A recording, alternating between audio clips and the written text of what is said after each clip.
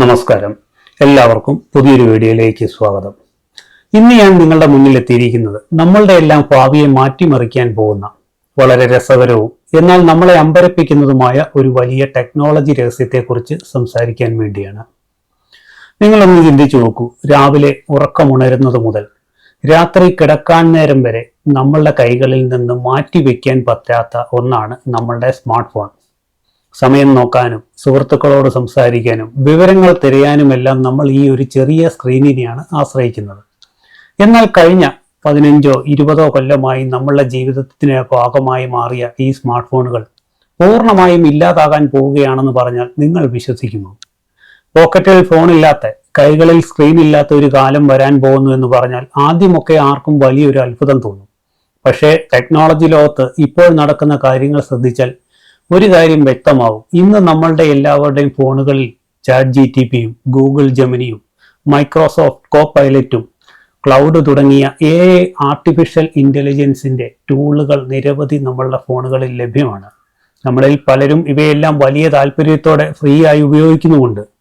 സംശയങ്ങൾ ചോദിക്കാനും എഴുത്തുകൾ തയ്യാറാക്കാനും AI ഇമേജുകൾ ക്രിയേറ്റ് ചെയ്യാനും ഒക്കെ നമ്മൾ ഇവയെ ആശ്രയിക്കുന്നു.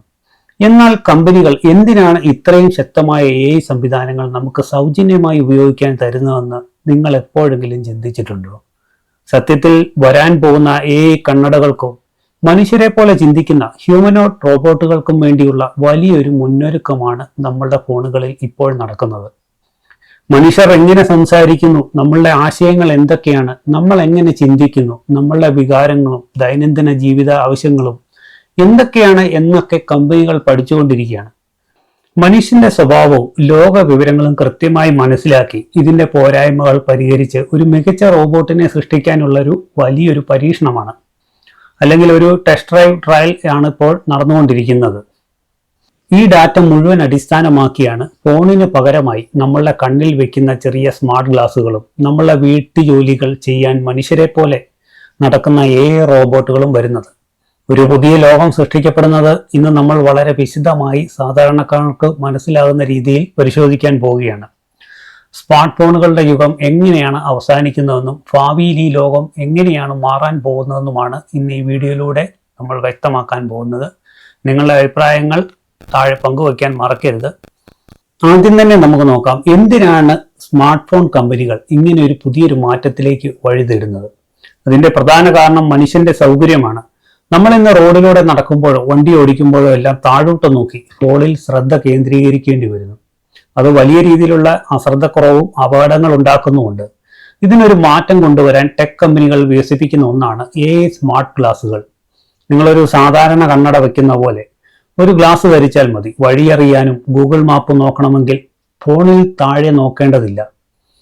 ആ കണ്ണടയുടെ ഗ്ലാസ്സിലൂടെ തന്നെ വഴിയുടെ ദിശ തെളിഞ്ഞു വരും.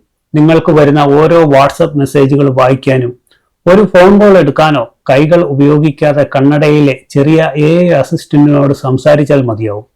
മുന്നിൽ കാണുന്ന ഒരു സാധനത്തിനെക്കുറിച്ചോ സ്ഥലത്തെക്കുറിച്ചോ സംശയം വന്നാൽ കണ്ണടയോട് ചോദിച്ചാൽ തത്സമയം അത് പറഞ്ഞു തരികയും, അതായത് കൈകളിൽ ഒരു ഉപകരണം പിടിക്കേണ്ട ഭാരമില്ലാതെ നമ്മളുടെ കാഴ്ചയിലേക്ക് തന്നെ സാങ്കേതിക വിദ്യ കടന്നു വരുന്നു എന്നുള്ളതാണ് ഇതിൻ്റെ ഏറ്റവും വലിയ പ്രത്യേകത.